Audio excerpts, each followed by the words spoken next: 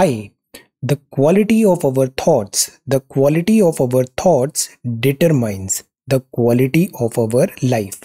Today is 7th of June 2021. Let us have a quick discussion of all these important topics. Rapid जी के yesterday questions के answers हैं। राजा early वैदिक इरा में कहते थे गोपति को। Demetrius 190 BC king of Bactria invade किया था इंडिया में। Jimmy Wales and Larry Sanger founder हैं विकिपीडिया के। पटना का पुराना नाम है कुसुमापुरा। मोहनजोदाड़ो डिस्कवर किया था आर.डी. बनर्जी साहब ने। इंडस वैली साइट है ये। सेंटर और स्टेट रिलेशंस के लिए है सरकारिया कमीशन।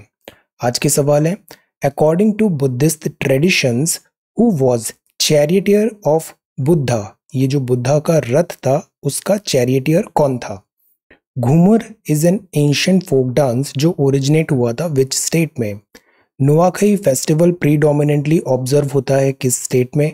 पाला rulers known to have founded the Vikramshila Vihar. किस पाला रूलर ने विक्रमशिला विहार को फाउंड किया है?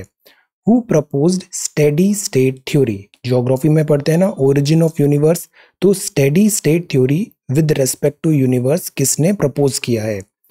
What fraction of Rajasthan's total area is covered by Thar Desert? Rajasthan geographically biggest state है और इसमें भी थार डेजर्ट है, तो वो थार डेजर्ट राजस्थान के टोटल एरिया का कितना परसेंट है? So these are 6 questions for today. आज की वोकैबुलरी है एब्ट्रूज, मतलब डिफिकल्ट टू अंडरस्टैंड, वो कॉम्प्रिहेंड नहीं हो पा रहा है। इनएक्सोरेबल का मतलब है इम्पॉसिबल टू प्रिवेंट, रेजिस्ट और स्टॉप। कॉम्प्लीमेंट मतलब समथिंग एडेड टू एम्बेलिश और मेक परफेक्ट। पूरक, जैसे लॉर्ड शिवा अर्धनारीश्वर, कॉम्प्लीमेंट। एक और वर्ड होता है जिसमें यहाँ पे आई आता है, उसका क्या मीनिंग है? पोर्टेंट का मतलब है a sign of something about to happen, कुछ होने वाला है। विंजम मतलब चार्मिंग है। Winsome personality. So these are some vocabulary words. If you come across any other important word, write down that word along with its meaning in the comment section down below. आज के topics हैं, ये education index ranking आई है, इसके बारे में हम जानेंगे। एंटीबॉडीज, फिर से डिबेट स्टार्ट हो गया है, Covaxin versus Covishield. This is social media. Line of control, ये है international borders and coast. India की जो इंटरनेशनल बॉर्डर है will have a talk. This is media and sedition और ऑनरेबल कोर्ट का अभी क्या रिसेंट ऑर्डर आया है, this is editorial. Then diminishing options, this is about RBI का कॉनन्ड्रम। बिहेवियरल चेंज जरूरी है to reduce transmission.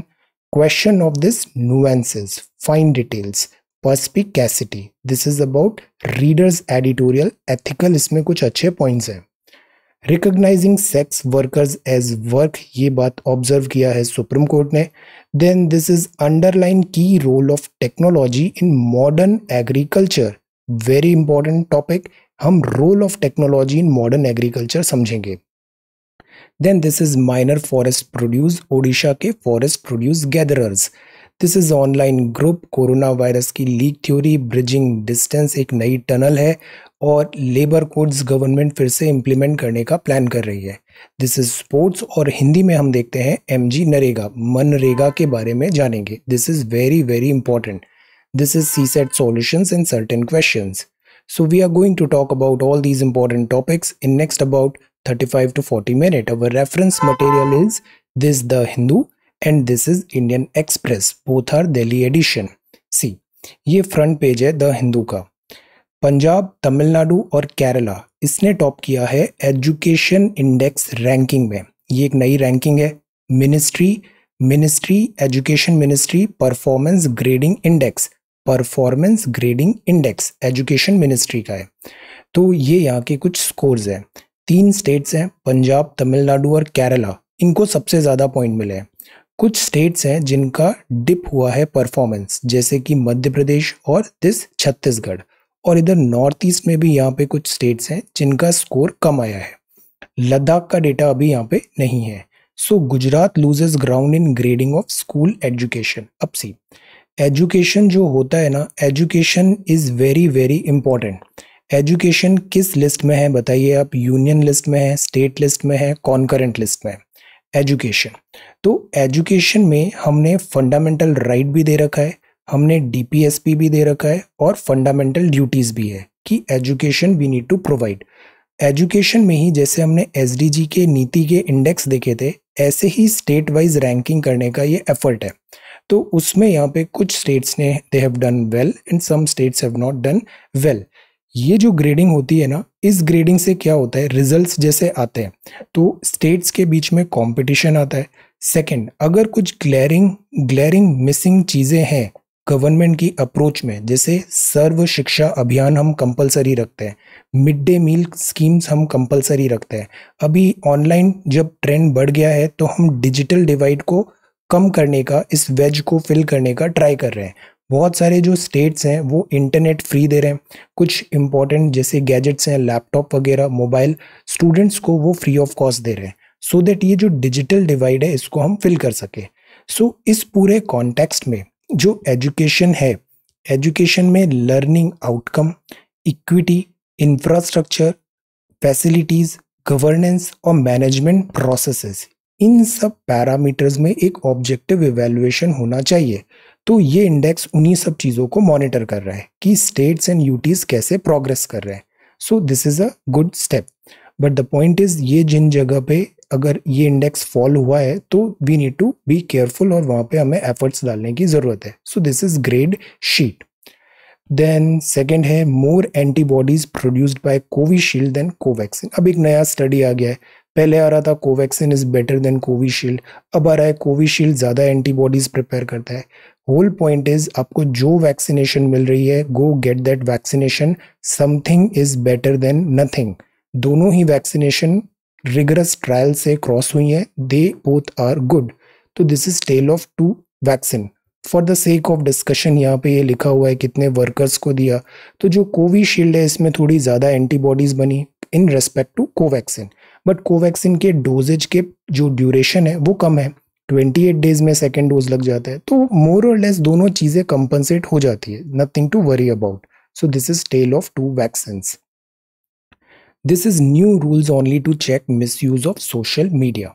Government IT के रूल्स ला रही है।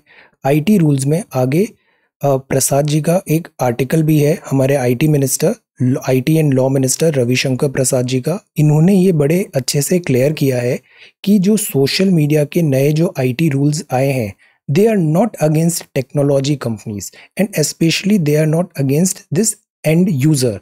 इनफैक्ट ये जो रूल्स हैं जिसमें कॉम्प्लायंस मेजर्स हैं या फिर ग्रीवेंस रिड्रेसल की बात है, फेक न्यूज़ को कर्टेल करने की बात है, सोशल मीडिया जो कंपनीज हैं उनकी अकाउंटेबिलिटी सेट करने की बात है, तो overall they are in favour of end user. New rules only to check misuse of social media, ये यहाँ पे स्टेटमेंट है। Metro life back on track है from today, since February pact all quiet on line of control. एक होता है LOC, एक होता है एलएसी। एलओसी है पाकिस्तान, एलएसी है चाइना।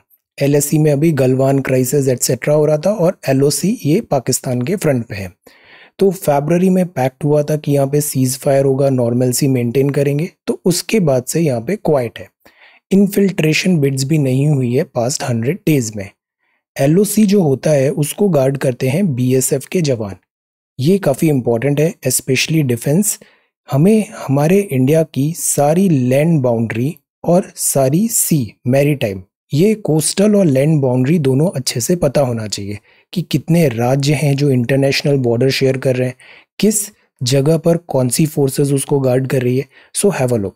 अगर हम डेटा डायरेक्टली देखें तो हम स्टार्ट करते हैं यहाँ से। पाकिस्तान के साथ बाउंड्री है 3323 kilometre, this is Pakistan international boundary. Then यहाँ पर 106 किलोमीटर की बाउंड्री है अफगानिस्तान के पास।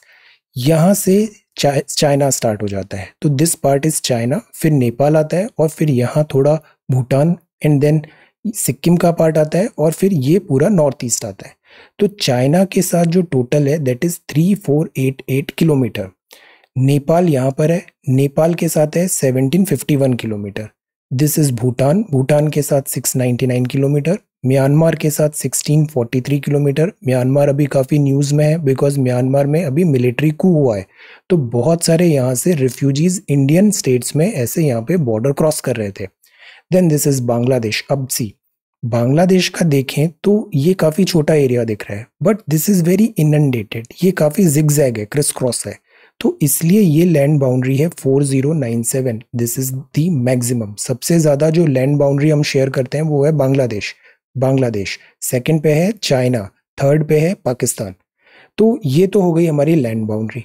अगर हम कोस्टल की बात करें तो यहाँ गुजरात से कोस्टल स्टार्ट हो जाता है, ये है अरेबियन सी और ये है बे ऑफ बंगाल। तो दिस इज 7516 किलोमीटर, ये कोस्टल लाइंस हैं टोटल। और 2094 आइलैंड की कोस्ट भी है, ये है अंडमान निकोबार और these are Maldives group of island. These are Lakshadweep, ये लक्षद्वीप है, मालदीव कंट्री है वो नीचे है। So this is Lakshadweep and this is Andaman and Nicobar. लक्षद्वीप भी अभी कोरल ग्रुप ऑफ आइलैंड्स हैं, ये काफ़ी न्यूज़ में है, और ये वॉल्केनिक है अंडमान एंड निकोबार। इन सब के लिए आप ज्योग्राफी का chapter 1 and 2 of Indian geography जो है, India physical class 11 have a look, उसमें ये सब चीज़ें बड़े अच्छे से मेंशन है। ये जो भी डेटा है ना, जैसे इंडिया का लैटिट्यूड लॉन्जिट्यूड आपको पता होना चाहिए कितना है, देन इंडिया का एरिया, कितने स्टेट्स कोस्ट है, ये सब चीज़ें टिप्स में पता होना चाहिए। सेकंड, ये जो बॉर्डर है, इस बॉर्डर को कौन सी फोर्सेस गार्ड कर रही है, जैसे यहाँ पे बीएसएफ गार्ड कर रही है दिस पाकिस्तान के साथ, आईटीबीपी अलग जगह पर है, असम राइफल्स अलग जगह पर है। So you should be knowing all these forces name as well. So ये हम नोट प्रिपेयर करते हैं, prepare a note on India's international land boundary. इसमें आप एक मैप ड्रॉ करिए, नेम, कंट्रीज और नंबर्स। चैलेंजेस आप बता सकते हो, कौन सी सिक्योरिटी फोर्स का मैंडेट क्या है, border management initiative, because government बहुत सारे नए नए टेक्नोलॉजी भी इनकॉर्पोरेट कर रही है बॉर्डर मैनेजमेंट सर्वेलेंस का, ताकि इनफिल्ट्रेशन स्टॉप हो, ताकि इलीगल एक्टिविटीज जो है वो स्टॉप हो। Border management initiative. So this is a very good question and very very important question. इस एक क्वेश्चन में आप ये सारे टॉपिक्स यहाँ पे प्रिपेयर करो। ओके, नेम, कंट्रीज, ऐसे मैप बना के, बॉर्डर मैनेजमेंट इनिशिएटिव्स भी। ओके, तो फिलहाल के लिए एलओसी में यहाँ पे काम है। So this is the front page of the Hindu. यहाँ पे है if pizza can be delivered at home why not ration, valid point. So this is the front page. ये सेकंड थर्ड पेज है, police inform shopkeepers about new guidelines. Then this is the next one, अब long march, migrant workers, lockdown होता है और इनकी livelihood, day to day activity बुरी तरह impact होती है। कोरोना वायरस का फियर है, अनएम्प्लॉयमेंट का भी फियर है। Labourers head towards their work place in Bhubaneswar on Sunday. Then this is the next one, next page, education plus, and this is editorial. ये जो फर्स्ट एडिटोरियल है, मीडिया एंड सेडिशन, ये ongoing article है। 4 जून को हमने ये पढ़ा था 1962 का केदारनाथ केस। अब उस पे आया है एडिटोरियल। बात है मीडिया एंड सेडिशन की। सी 4 जून को सुप्रीम कोर्ट ने क्या बोला कि the time is long past when the mayor criticism of governments was sufficient to constitute sedition। Sedition मतलब आप ऐसे कोई स्टेटमेंट दे रहे हो, एक्टिविटी कर रहे हो जो एंटी गवर्नमेंट है, एंटी इंडिया है, इंडिया के अगेंस्ट है, तो वो सेडिशन हो जाएगा। The right to utter honest and reasonable criticism is a source of strength to a community rather than weakness. But anti India और एंटी गवर्नमेंट में डिफरेंस भी होता है।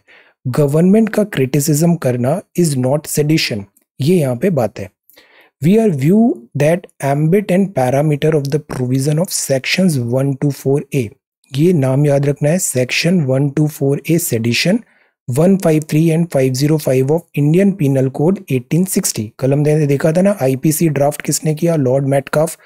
तो ये रिक्वायर है कि इसको फिर से री इंटरप्रेट करें, बिकॉज ये 1860 का है, ये ब्रिटिशर्स ने बनाया था, ये आर्काइक है, ये बहुत ज़्यादा ब्रिटिश जो लेगेसी थी, ब्रिटिश थॉट प्रोसेस थी, इंडिया गुलाम था, उस टाइप की टेंडेंसी है, इसको चेंज होना ज़रूरी है। Context of the right of electronic and print media, और अब समय भी बदल गया है, अब प्रिंट मीडिया है, सोशल मीडिया है, कम्युनिकेशन के नए नए वेज आ गए हैं, इंफॉर्मेशन, राइट टू इंफॉर्मेशन है, राइट टू दिस प्राइवेसी है, राइट टू स्पीच भी है। तो इट इज इम्पॉर्टेंट कि हम इन नियम का भी कॉन्टेक्स्ट और जो मिसयूज है उसको फिर से रिविजिट करें। तो this is about 1962 Kedarnath case और उसके संज्ञान में सुप्रीम कोर्ट ने अभी ये नया स्टेटमेंट दिया। Comments however strongly worded expressing disapprovation of actions of the government. जैसे कुछ गवर्नमेंट ने वर्क ढंग से नहीं किया तो उसमें हमारे पास एज अ सिटीजन ये राइट है, हम कड़े शब्दों में गवर्नमेंट को यहाँ पे दिस क्रिटिसाइज कर सकते हैं without exciting those feelings which generate the inclination to cause public disorder. But हम पब्लिक डिसऑर्डर नहीं कर रहे हैं, एक्ट ऑफ वायलेंस नहीं कर रहे हैं, तो वो सेडिशन नहीं कहलाएगा। कोर्ट का जो वर्डिक्ट है ये ब्राइटन करता है होप कि the section is validity will be री एग्जाम। ये जो 1 to 4A है ना, इसको री एग्जामिन करना जरूरी है। इनफैक्ट प्रॉब्लम ये है कि जो आईपीसी है, कोडिफिकेशन हुआ है, सीआरपीसी है, ये सब अंग्रेजों के जमाने का है। जो पूरी सिविल सर्विसेज है ये स्टील फ्रेम तो बोलते हैं बट ये स्टील फ्रेम में जंग लग रहा है। इसमें बहुत ज़्यादा बाबूगिरी आ रही है, बहुत ज़्यादा पेपर वर्क ही होता जाता है, रियलिटी में कुछ ऑन फील्ड होता नहीं है। देन रेस्पॉन्सिबिलिटीज, अकाउंटेबिलिटीज कई बार ट्रांसफर होती रहती है from one head to another. तो ब्यूरोक्रेसी बहुत ज़्यादा इनएफिशिएंट हो गई है। इनएफिशिएंट तभी अभी एक न्यूज़ भी आ रही थी कि प्राइवेट प्लेयर्स को इनवाइट करें, एचआर वगैरह, सो दैट ब्यूरोक्रेसी में जो सिविल सर्वेंट्स हैं उनकी एफिशिएंसी बढ़ाई जाए। सी इफ मेरा ऑब्जर्वेशन ये है, अभी आने वाले टाइम पे सिविल सर्विसेज में बहुत ज़्यादा चेंजेस आने वाले हैं। जो पुराने तरीके से काम होता था ना, अब वो कंटिन्यू नहीं होगा। चेंज और बहुत ज़्यादा यहाँ पे जैसे लैटरल एंट्री भी आ रहा है, इट्स बहुत ग्राउंड ब्रेकिंग चेंज होने वाला है। जैसे आर्मी में भी जो आर्मी डिज़ाइन की है हमारी, वो पूरी डिज़ाइन की है ब्रिटिशर्स ने। तो आर्मी में भी बहुत सारी बैड प्रैक्टिसेस थी, आर्काइक प्रैक्टिसेस थी ब्रिटिशर्स के ज़माने की, उसको बदलना भी ज़रूरी था। जैसे हमने एक अभी सहायक सिस्टम फिर लेके आए थे, because that was not against the ethos of army tradition के अगेंस्ट था। जो प्रीवियस जो ट्रेंड चल रहा था सहायक सिस्टम से, हमने इसको चेंज करने की कोशिश की। तो change is the only constant, change होना ज़रूरी है। आर्काइक और कॉलोनियल जो है उसमें अपडेट्स रिक्वायर्ड है। इसी पे 2016 पे एक सवाल आया था सिविल सर्विसेज पेपर 2 में, traditional bureaucratic structure and culture have hampered the process of socio economic development in India. जैसे सिविल सर्विसेज में भी अफसर बनते ही वो अफसर मेंटेलिटी आ जाती है, तो विच इज रॉन्ग, जबकि मेंटेलिटी आनी चाहिए सेवक की, because they are in the end servant. Traditional bureaucratic structure and culture have hampered the process of socio economic development in India. Comment, ये पेपर 2 का है, एडमिनिस्ट्रेशन रिलेटेड बात करनी है, पॉलिटी रिलेटेड बात करनी है। आप ऑल दो सोशो इकोनॉमिक डेवलपमेंट में भी ब्यूरोक्रेसी को हाईलाइट करके इसमें आप कुछ बातें बता सकते हो। बट अगेन हमें प्रॉब्लम्स आइडेंटिफाई करना है, बट इस टाइप के सवाल जो भी होते हैं ना, उसमें ये अप्रोच होनी चाहिए कि हैम्पर तो हुआ है, there is no doubt, cite certain examples as well, but in the end जो आपका टोन होगा वो होगा कंस्ट्रक्टिव। आप सॉल्यूशंस बताओ कि इसको हम अब कैसे करेक्ट कर सकते हैं। इस टोन पे आपको ये प्रश्न एंड करना है कि you have identified the problem, कि ट्रेडिशनल ब्यूरोक्रेसी में प्रॉब्लम्स हैं, स्ट्रक्चर कल्चर में प्रॉब्लम है, बट इसको अपडेट करना भी ज़रूरी है। तो 25-30% आप प्रॉब्लम आइडेंटिफाई करो, बट 50% से ज़्यादा जो आपका आंसर होगा ना, वो आपको सॉल्यूशन बताना है, सॉल्यूशन कैसे कर सकते हैं। This is a good approach, so try to answer this question. Then this is diminishing option. Diminishing options, RBI अभी बड़ी डिफिकल्टी में है, walking tight rope. Why? Because एक तरफ तो इकोनॉमी का डिक्लाइन हो रहा है, लॉकडाउन लग गया, तो RBI को इजी मनी पॉलिसी अपनानी पड़ रही है, अकोमोडेटिव पॉलिसी अपनाना पड़ रहा है। कल ही हमने देखा बेंचमार्क रेट भी चेंज नहीं हुआ, जबकि इन्फ्लेशन का थ्रेट बना हुआ है। Repo rate, reverse repo rate सब काफ़ी कम है, लिक्विडिटी मार्केट में पैसा पंप किया जा रहा है, बट ज़्यादा पैसा आएगा उससे इन्फ्लेशन का भी थ्रेट है, प्लस हेडविंड्स हैं, टेलविंड्स हैं। तो इसीलिए डिमिनिशिंग ऑप्शंस कम होते जा रहे हैं RBI के पास। RBI has little room to use interest rate, open market operation, interest rate, ये सब चीज़ें अब RBI के पास लिमिटेड हो रहे हैं options for achieving policy outcome. Economic and employment situation क्योंकि वर्जन हो रही है, लो कॉस्ट क्रेडिट हम प्रोवाइड कर भी दें, but where is the demand? Companies production कर लेगी बट उसको खरीदने वाला भी तो चाहिए. Where is the demand? Policy formulation अब हार्ड डेटा वर्सेस ऑप्टिमिज्म, इन दोनों का बैलेंस बनाना है. हार्ड डेटा मतलब एक्चुअल नंबर आ रहा है कि सीपीआई से 6% तक जा रही है, या फिर इन्फ्लेशन का ये आ रहा है, या फिर क्रेडिट अवेलेबिलिटी, बेंचमार्क, रेपो क्या सिम्टम्स हैं, या फिर मूडी वगैरह की क्या रेटिंग्स आ रही हैं. These are hard data. और ऑप्टिमिज्म क्या होता है कि हम अभी भी बहुत रिजाइलेंट है. हम इंडियंस वैसे भी काफ़ी ऑप्टिमिस्टिक होते हैं कि चीज़ें सब संभल जाएंगी. तो इकोनॉमी में ना हार्ड डेटा भी होता है और ऑप्टिमिज्म भी होता है. Economy is not just about number, कि नंबर ही सब कुछ है. नो, एक एक्स फैक्टर होता है और वो एक्स फैक्टर होता है ऑप्टिमिज्म. तो ऑप्टिमिज्म को भी हम इग्नोर नहीं कर सकते. तो believe in hard data policy formulation में, but optimism should not be ignored. Pace of vaccination बढ़ेगा तो हो सकता है बेटर हो जाए चीज़ें. मॉनसून अच्छा आएगा, हो सकता है चीज़ें बेटर हो जाए. ग्लोबल रिवाइवल है. बाकी सारी कंट्रीज जैसे यूएस में एम्प्लॉयमेंट रेट बढ़ रहा है, ज़्यादा एम्प्लॉयमेंट जनरेट हो रहा है, तो ग्लोबल रिवाइवल होगा तो उसके साथ साथ हमें भी बेनिफिट होगा. तो ये ऑप्टिमिज्म है. क्रूड ऑयल देखें तो स्काई रॉकेट हो रहा है, इन्फ्लेशन अपवर्ड है. ये सब ट्रेजेक्ट्री बता रही है कि डार्क क्लाउड्स भी हैं. So that is why diminishing options. RBI का कल हमने मॉनेटरी पॉलिसी कमिटी भी देखा, वॉकिंग टाइट रोप. देन ये है behavioural changes. Before that the red flags on the trail of the virus. इसमें बेसिकली वुहान लैब कनेक्शन है. ये भी अभी एक थ्योरी है, अभी इसको ज़्यादा डिस्कस नहीं करना है. ऑफिशियली हमारी गवर्नमेंट ने कुछ ऐसा बोला भी नहीं है. This is just one theory कि वुहान लैब से ये आर्टिफिशियली आया है. Let us wait. इस पे अभी कमेंट देना, कुछ डिस्कस करना करेक्ट नहीं है.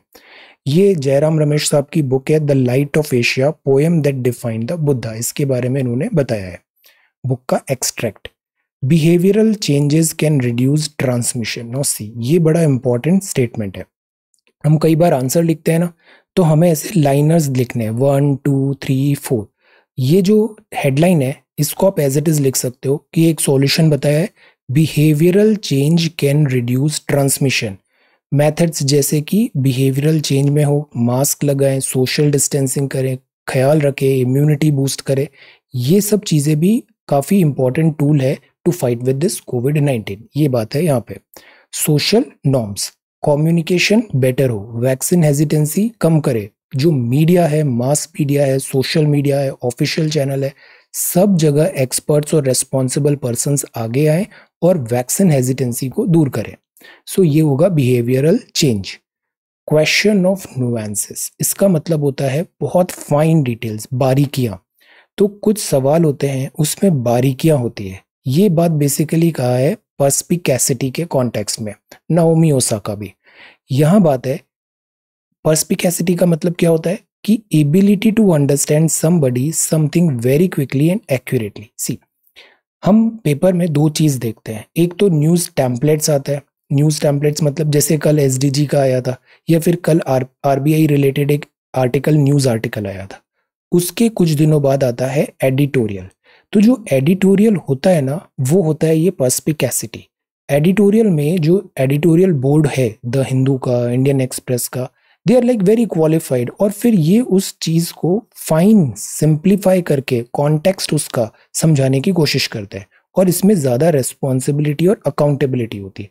तो जो न्यूज प्रेजेंटेशन होता है ना, तो वो तो ये होता है कि आपने सीधे सीधे न्यूज बता दिया, यहाँ ऐसा हुआ, ऐसा हुआ, वैसा हुआ. एडिटोरियल में क्या होता है, उसके साथ साथ एक ओपिनियन डेवलप भी होता है, व्यू पॉइंट डेवलप भी होता है. तो वहां आता है perspicacity. Perspicacity is the power to discern what is going on beneath the surface. कि ये एक हेडलाइन है, अब इसके below beneath the surface, in between the lines क्या चल रहा है. तो जर्नलिज्म में ये बड़ी इंपॉर्टेंट होती है.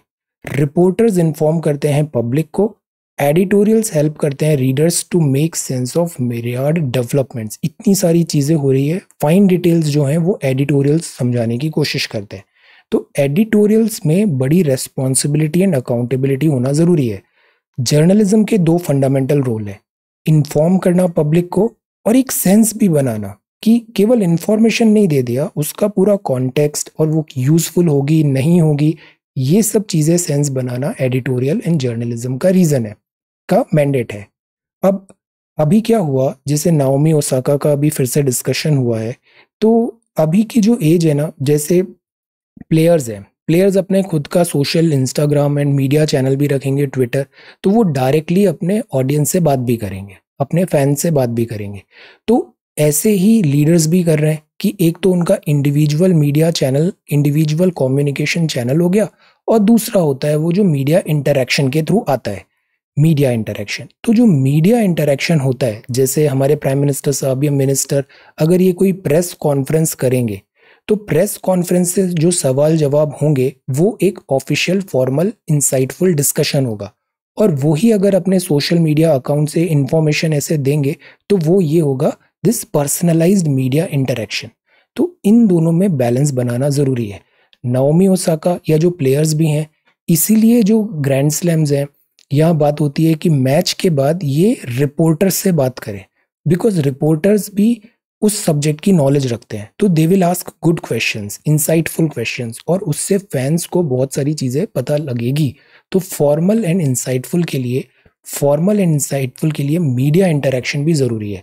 तो इसमें हम मीडिया को आउटराइटली डिस्कार्ड भी नहीं कर सकते कि मीडिया ने टफ क्वेश्चन पूछे इसलिए प्लेयर्स प्रेशर में आ गए तो उन्होंने प्रेस कॉन्फ्रेंस ही नहीं किया। नो, एक बैलेंस होना ज़रूरी है, और मीडिया को भी एक रेस्पॉन्सिबिलिटी के साथ प्रश्न पूछना ज़रूरी है, एम्पैथी होना भी ज़रूरी है। So that is why earlier I said there is no black and white, एक बैलेंस होना ज़रूरी है यहाँ पे। जैसे यहाँ पे धोनी का भी एग्जाम्पल दिया है, धोनी ने कोई प्रेस कॉन्फ्रेंस नहीं किया, सीधा एक इंस्टाग्राम में एक स्टोरी डाल दिया कि अब वो रिटायरमेंट ले रहे हैं, तो इससे बहुत सारे जो सवाल आने थे वो फिर यहाँ पे नहीं आ पाए। तो जो रिपोर्टर्स हैं, बिकॉज रिपोर्टर्स भी इनका एक प्रोफेशन होता है, they are well trained professionals, तो वो यहाँ पे डिप्राइव हो जाते हैं उनकी स्टोरीज में। ये एक यहाँ पे न्यू डेवलपमेंट बताया है, new age of social media में क्या चल रहा है। Then this is recognising sex workers as work, ये ऑब्जर्वेशन लिया है, और अभी जो रीसेंट ट्रेंड भी चल रहा है गवर्नमेंट का एंड कोर्ट्स का, वो है कि it should be recognised as work. Supreme court ने Buddhadev Karmaskar versus state of Bengal में कहा था कि sex workers have a right to dignity. अब see, this is important word, dignity has to be there. The point is यहाँ एक proper legislation होना चाहिए, लॉज होने चाहिए, एम्बिग्यूटी नहीं होनी चाहिए, clear cut rules and laws होने चाहिए, so that we could defend the dignity of everybody. This is required. The judiciary is moving in the direction of recognizing sex workers' right to livelihood. Right to livelihood. अब ये तो हो जाएगा fundamental right. सो अभी judiciary इस direction में move कर रही है। लेट अस सी, यहाँ पे बेसिक लेबर राइट्स का भी बात है, देखते हैं इसमें आगे क्या डिसीजन होता है। बट जो डायरेक्शन है ना वो ये है कि रिकॉग्निशन करो राइट टू लाइवलीहुड, और एक लेबर राइट्स भी होने चाहिए, और most importantly dignity and honour यहाँ पे that should be respected. Then this is data point, miles to go, UP stock taking, and this is implement labor codes. Government keen है implement labor codes, ताकि reduction हो take home pay में, it will result in reduction in take home pay, higher provident fund liability of firms. ये कुछ बातें हैं, अभी कुछ ही दिनों में ये न्यूज़ आने वाली है। 4 labour codes are likely to see the light of day in couple of months. इसको तब हम डिटेल में बात करेंगे, अभी बस इनिशियल टॉक्स चल रहे हैं, लेट अस सी। इसको हम अच्छे से देखते हैं। एक्सपर्ट्स अंडरलाइन की role of technology in modern agriculture. See, agriculture is important, हमारी ज़्यादातर जनता एग्रीकल्चर में लगी है, तो एग्रीकल्चर को स्ट्रॉन्ग, रॉबस्ट और profitable banana is our responsibility. कैसे बनाएं? ट्रेडिशनल एग्रीकल्चर को मॉडर्नाइज करें।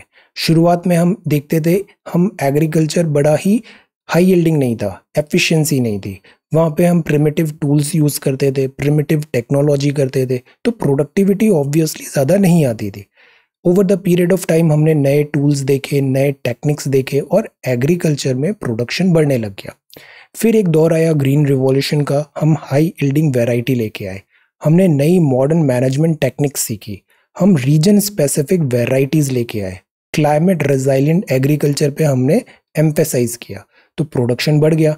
हम शिप टू माउथ कंट्री थे, और अभी हम जो पिछले साल का डेटा था, इस बार भी खरीफ का, राबी का जो डेटा है, हम प्रोडक्शन सरप्लस हुआ है, वी कुड एक्सपोर्ट। जो हमारे फूड ग्रेन स्टोरेज के जो हैं, ये भी अभी सरप्लस है यहाँ पे डेटा गोडाउन्स में। सो द पॉइंट इज, ये हम कैसे अचीव किया? हमने अचीव किया because of this technology, modern technology. तो एग्रीकल्चर में टेक्नोलॉजी ज़रूरी है। Technology in agriculture is the need of the hour to secure food for a rapidly growing population. और अभी भी फार्मर्स क्यों प्रोटेस्ट करते हैं? बिकॉज प्रॉफिट नहीं हो रहा है उन्हें। इस प्रॉफिट के लिए, एग्रीकल्चर को प्रॉफिटेबल बनाने के लिए अगेन टेक्नोलॉजी चाहिए। क्लाइमेट चेंज एक बहुत बड़ा थ्रेट आ रहा है, तो एग्रीकल्चर को क्लाइमेट रिजाइलियंट बनना पड़ेगा। रिड्यूस करें वर्कर्स का वर्कलोड। जैसे केरला है ना, यहाँ पे एजुकेशन तो बहुत अच्छा है, बट यहाँ पे वर्कर्स नहीं मिलते बिकॉज ज़्यादातर माइग्रेंट्स बन जाते हैं यहाँ पे, यूएई अरब इधर, और फिर एक पर्टिकुलर एजुकेशन के बाद फिर वो एज अ लेबर काम नहीं करना चाहते, तो यहाँ लेबर का बड़ा शॉर्टेज होता है। Boost production quality and efficiency of farming product so that जो एक्सपोर्ट है हमारा वो भी कॉम्पिटिटिव हो। ऑप्टिमाइज करें लेवल ऑफ इनपुट एप्लीकेशन भी, अननेसेसरी यूज नहीं हो फर्टिलाइजर यूरिया, बिकॉज फिर वो एनवायरनमेंट को पॉल्यूट करते हैं। स्टोरेज बेटर हो ताकि फूड का वेस्टेज नहीं हो। ट्रांसपोर्ट एफिशिएंट हो और प्रॉफिट मैक्सिमाइज हो।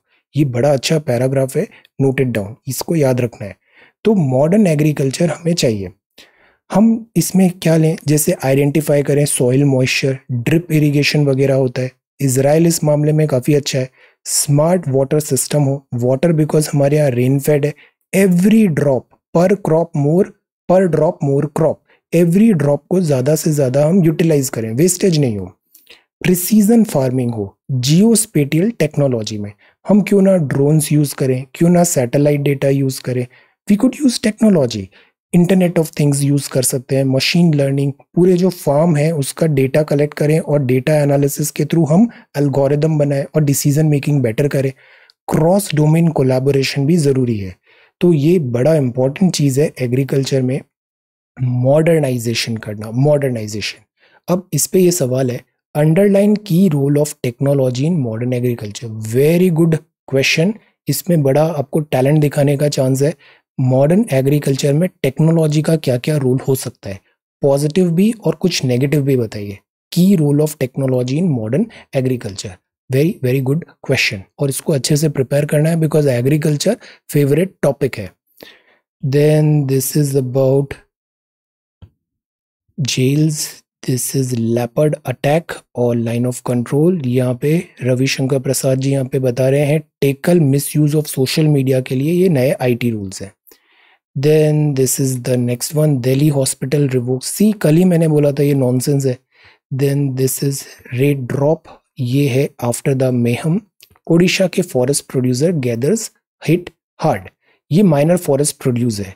माइनर फॉरेस्ट प्रोड्यूस मतलब जैसे जंगल के आसपास जो लोग होते हैं वो जंगल से झाड़ू, हनी, कैंडल, ऑइंटमेंट, बी का वैक्स, बैम्बू की bottle, aloe vera soap, gooseberry, wine, ये सब चीज़ें क्या होती है, माइनर फॉरेस्ट प्रोड्यूस होती है। तो इनका लाइवलीहुड जो होता है ना वो जंगल पे डिपेंड होता है। तो माइनर फॉरेस्ट प्रोड्यूस, अब इस माइनर फॉरेस्ट प्रोड्यूस का बेटर वैल्यू रियलाइजेशन के लिए, बेटर प्राइस डिस्कवरी के लिए अगर इधर भी टेक्नोलॉजी आ जाए, थोड़ा एडवांसमेंट्स आ जाए, थोड़ा प्रोसेसिंग हो जाए तो इनको बेटर मार्केट एक्सेस मिलेगा। ये करने की ज़रूरत है। अभी कोविड हुआ तो ये जो माइनर फॉरेस्ट प्रोड्यूस के गैदरर्स हैं ना ये भी बहुत डिफिकल्टी फेस कर रहे हैं। पैंडमिक के बाद बायर्स नहीं है और गवर्नमेंट प्रोक्योरमेंट भी डिले हो गया है, तो ये अपने सामान को बेचे कहाँ, बेचेंगे नहीं तो फिर पैसे नहीं आएंगे। तो हमें ज़रूरत है हम इम्प्रूव करें ट्राइबल इनकम, वैल्यू एडिशन करें ट्राइबल प्रोडक्ट्स में। जैसे ये सिंपल हनी लाते हैं, उस हनी को थोड़ा प्रोसेस कर दो, अच्छे से बढ़िया लेबल वगैरह लगा के उसको मार्केट एक्सेस बढ़ा दो, तो ये नेचुरल है और साथ ही साथ रिलायबल है और साथ ही साथ मार्केट एक्सेस भी मिल गया तो ज़्यादा प्राइस मिलेगी इन्हें। ये चीज़ करना है हमें, वैल्यू एडिशन। ऑप्टिमम यूटिलाइजेशन करें, सस्टेनेबल लाइवलीहुड लाएं, एम्पावरमेंट करें। इसके लिए एक स्कीम आई थी वन धन केंद्र, नाम याद रखना है, वन धन केंद्र। यहाँ पे उनको ट्रेनिंग देंगे कि वो अपने प्रोडक्ट को थोड़ा कॉम्पिटिटिव कैसे बनाए। छोटी छोटी स्मॉल शॉप्स भी बना सकते हैं अपन। Collection, primary processing and value addition, ये 3 टर्म्स हैं, collection, primary processing and value addition. तो उससे क्या होगा, जैसे ये ब्रूम्स बना रहे हैं, यहाँ जीआई टैग भी दे सकते हैं हम, बेटर प्राइस मिलेगा और इनको एम्प्लॉयमेंट बेटर मिलेगा और ये सब चीज़ें इको फ्रेंडली भी है और ट्राइबल्स का वेलफेयर भी हो जाएगा। So this is what we need to do. Then if you move further, This is the next one. Online group digs deeper into corona virus leak theory. अभी एक नया थ्योरी चल रहा है. Sri Lanka recover black box from ship डूब गई थी. Trump वापस इलेक्शन लड़ेंगे देखना. हैरी एंड मैगन welcome their second child. And this is when to look up passive mutual funds. This is कोविड-19. ये है स्पोर्ट्स न्यूज़. आज बिजनेस नहीं आता है मंडे को, बिकॉज संडे पहले था तो मंडे को बिजनेस न्यूज़ नहीं होती है. ये फेडरर है. फेडरर ऑल दो जीत तो गया बट अब आगे डिफिकल्टी था. Is already approaching 40. तो फ्रेंच ओपन वैसे भी बहुत अच्छा रिकॉर्ड है नहीं. आगे खेलना है जोकोविक एंड दिस नडाल से भी, तो विड्रॉ कर लिया बिकॉज नी इंजरी भी थी यहाँ पे. That is the reason. और आगे विंबलडन के लिए भी रेडी रहना है बिकॉज विंबलडन में मतलब ग्रास कोर्ट में Federer is really really good. ये फिर अभी नया फार्मूला 1 के incident field Azerbaijan grand prix में ये विनर रहे यहाँ पे. Then this is about Shrabani. 11.36 seconds में 100 मीटर का ये यहाँ पे सीजन का इन्होंने स्प्रिंट क्वीन बनी है. Fastest Indian this year. So ये तो था द हिंदू. अब हम आते हैं इंडियन एक्सप्रेस में. स्टेट्स ने अब बोला है कि सेंटर ही प्रोक्योर करे वैक्सीनेशन और उसको वो सप्लाई कर दे स्टेट को. ये ही एक करेक्ट पॉलिसी है. इसमें इकोनॉमी ऑफ स्केल भी होगा, सेंटर का माइट भी ज्यादा है. This is the way forward. Then this is about covid. WhatsApp का केस चल रहा है. Contradict itself each side. Again each side contradicts itself. WhatsApp versus government. New IT rules facing backlash. See backlash होना ही था यहाँ पे. Then this is if pizza can delivered why not Russian. Reopening हो रही है gradual. Second search. Indian express हम quickly देख रहे हैं. कोई नया न्यूज़ होगा तो फिर उसको हम डिटेल में देखेंगे. Haryana extend lockdown 14 care and caution.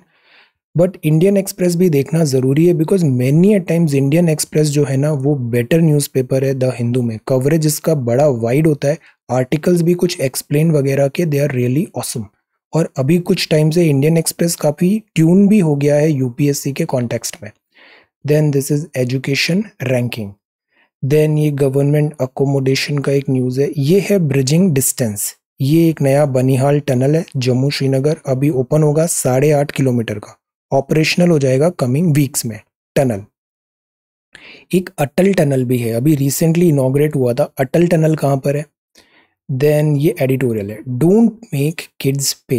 जो थर्ड वेव है vaccination is the most important thing. Sees the monsoon consecutive good year. ये अपॉर्चुनिटी है. वैसे ही इकोनॉमी डिस्ट्रेस पे बट फेवरेबल कंडीशन है. मॉनसून अच्छा आएगा, इसको मिस नहीं करना चाहिए. कोऑपरेटिव फेडरलिज्म अनकोऑपरेटिव हो रहा है which is not at all good. GST administration listen. 7-year report card government का. Anticipatory governance. एंटिसिपेटरी डिस्ट्रीब्यूट करें वैक्सीनेशन. ये मध्य प्रदेश है. कोविड-19 and your child. That is important कि बिकॉज ये डिफिकल्ट टाइम है. चाइल्ड का प्रॉपर पेरेंटिंग करना जरूरी है. कल आपने बहुत अच्छे आंसर्स भी लिखे चाइल्ड पेरेंटिंग में. पेरेंट्स एंड एडोलेसेंट जो हैं उनका टेक केयर करें. Then digital divide is reality. Young India's vaccination के चांसेस. यूके का कोविड का जो डेल्टा वेरिएंट है 40% मोर ट्रांसमिसेबल है. अब हमें ना यूके इंडियन ऐसा वेरिएंट नहीं बोलना है, डेल्टा वेरिएंट बोलना है. Then this is migration Latin America. FPI take foot of reverse gear. इतना एक्सेलरेटर इनफ्लो आया 4 days में. कोविड के कारण अनसर्टेनिटी है. ग्लोबल मनी मार्केट फंड्स आए. पेट्रोल हो गया है 100 क्रॉस. फेडरर एग्जिट किया, पुल किया. सो this is the Indian express. अब हिंदी का बड़ा इंपॉर्टेंट आर्टिकल है. The article is MG NREGA. ये बहुत इंपॉर्टेंट है. महात्मा गांधी राष्ट्रीय ग्रामीण रोजगार गारंटी अधिनियम. ये क्या बोलता है? एमजी नरेगा आया था 2005 में. ये सामाजिक उपाय के रूप में प्रस्तुत किया गया था. इसके अंतर्गत काम करने का अधिकार, राइट टू वर्क की गारंटी दी गई है. सामाजिक उपाय और श्रम कानून का मुख्य सिद्धांत ये है कि स्थानीय सरकार को ग्रामीण भारत में न्यूनतम 100 दिन का वैतनिक रोजगार प्रदान करना होगा. 100 days का पेड एम्प्लॉयमेंट हर किसी को देना होगा. ग्रामीण श्रमिक के जीवन स्तर में वृद्धि की जाए. बिकॉज रूरल एरिया में क्या होता है? साइक्लिक अनएम्प्लॉयमेंट होता है. साइक्लिक. तो यहाँ कुछ सीजन, जब खेती का सीजन है तो इनके पास जॉब है बट कुछ टाइम तक जॉब नहीं रहेगा, तो ये पॉवर्टी में पुश हो जाते हैं.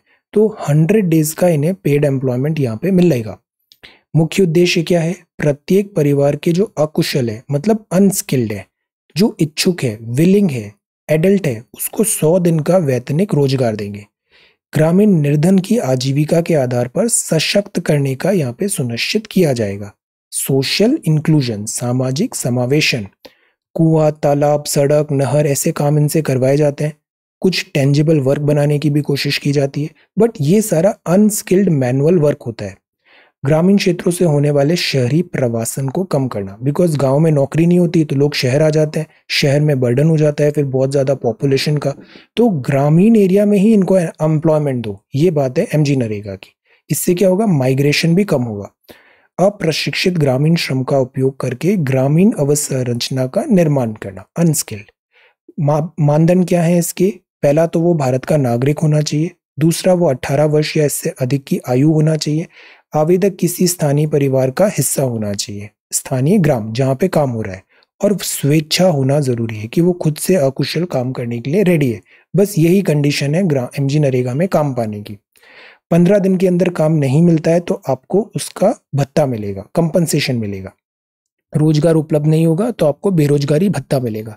अब कई बार ये जो काम होते हैं, जैसे एक स्टूडेंट ने बड़ा क्रिटिकली बोला था, सर आप एमजी नरेगा को इतना प्रमोट करते हो बट ये काम कुछ अच्छा होता नहीं है, ये वेस्टेज ऑफ मनी और जो क्वालिटी ऑफ वर्क है वो भी अच्छा नहीं है। अग्री। तो इसीलिए सोशल ऑडिट अनिवार्य होता है, सामाजिक लेखा परीक्षण। ये पिछले साल प्रीलिम्स में भी इससे एक सवाल आया था, जिसके कार्यक्रम में जवाबदेही और ट्रांसपेरेंसी सुनिश्चित करना जरूरी है। सी वी अंडरस्टैंड इसमें इतना बेनिफिट्स आते नहीं है, बट कुछ चीजें ना वेलफेयर के लिए की जाती है।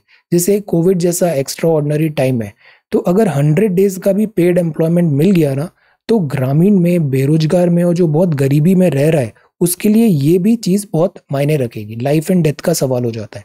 तो for those reasons MG NREGA is important. मजदूरी की मांग में शिकायतें दर्ज करने के लिए ग्राम सभा में भी मंच है। मंजूरी के लिए ग्राम सभा, ग्राम पंचायत की भी प्राथमिकता तय करने का दायित्व होता है। तो ये कुछ लाइन्स हैं, इनको एक बार आप और पढ़ लेना। द होल आइडिया इज कि जैसे 2005 में ये स्कीम आई थी, उसके बाद गवर्नमेंट्स भी चेंज हुई, बट ये स्कीम कंटिन्यू है। दिस टेल्स कि ये scheme is so much of importance, इसलिए ये इतनी जरूरी है। अब ये है सवाल सीसेट का। जब ऐसे सवाल आते हैं ना, जब आपको 11 अपस्ट्रीम में दिया है और से 5 उसने अगेंस्ट द दिया है, अपस्ट्रीम एंड डाउनस्ट्रीम में, तो इसका सिंपल सा फॉर्मूला है। एक फॉर्मूला तो ये, आप x मानो स्टिल वाटर का, y मानो स्ट्रीम का, x plus y, x minus y, 2 equation बना के सॉल्व करो। सीधा सा तरीका ये है कि फॉर्मूला एवरेज हाफ कर लो 11 प्लस 5 का, वो स्टिल वाटर का स्पीड है। डाउन स्ट्रीम में जैसे 16/2 8 किलोमीटर पर आवर है, अप स्ट्रीम में 16/4 4 किलोमीटर पर आवर है। Up stream down stream speed आ गई तो स्टिल वाटर हो जाएगा इन दोनों का एवरेज, 8 प्लस 4/2 6। डाउन स्ट्रीम की ऐड करते हैं, 5 प्लस 1 6 हो गई। अप स्ट्रीम में सब्सट्रैक्ट करते हैं, 5 माइनस 1 4 हो गई। रिक्वायर्ड डिस्टेंस अगर x है, फॉर्मूले में पुट करके equate 1, x is equal to 2.4। 1 घंटा लग रहा था बिकॉज, तो x/6 x/4 is equal to 1 आना जाना। A and b 2 odd number है, then which of the following is even. Answer, ये 2 ऑड है तो इनमें से कौन सा इवन होगा, हमेशा हर केस के लिए फिट होना चाहिए, ए एंड बी। कल हमने अरिथमेटिक पढ़ा था, ये ज्योमेट्रिक प्रोग्रेशन है, जैसे 2 2 का स्क्वायर 2 का क्यूब, एक मतलब ज्योमेट्रिक प्रोग्रेशन हो रहा है। तो how many terms are there in GP? 3 6 12 24 3 8 4, geometric progression. Difference of the squares of 2 consecutive odd integers divisible by which of the following integer। Answer, 2 consecutive odd integers हैं, ये किससे divisible होंगे? So these are questions for today. ये C set के solutions हैं। MG NREGA, this is very very important. Then this is, और इसमें कुछ कमियां है ना, तो हमें कमियों को सॉल्व करना है, ना कि एमजी नरेगा को हम कोशिश करेंगे कंप्लीटली कैंसिल करने की। This is minor forest produce TRIFED, और याद रखना है वन धन केंद्र। इस आंसर को प्रिपेयर करिए, हाई यील्डिंग है, everybody try this answer. Then behavioural changes है, दिस इज अबाउट ब्यूरोक्रेसी, और ये है borders and this education index ranking. So this is 7th of June 2021. Thank you so much for watching this video. Take care, study well and be safe.